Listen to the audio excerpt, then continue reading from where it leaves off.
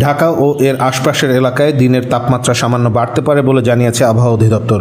বুধবার সকাল থেকে পরবর্তী 6 ঘন্টার পূর্বাভাসে এ তথ্য জানানো হয়েছে।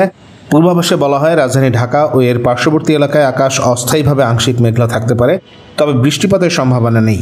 আবহাওয়া থাকবে শুষ্ক।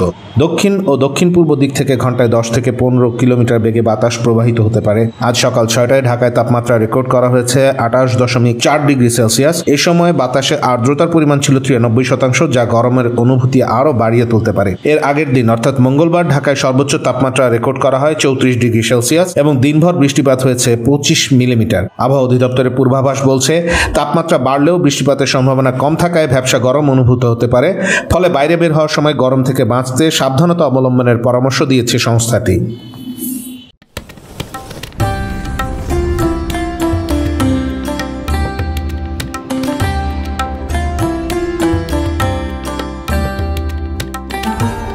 এমি টিভি, স্বাধীন বাংলার স্বাধীন কণ্ঠ।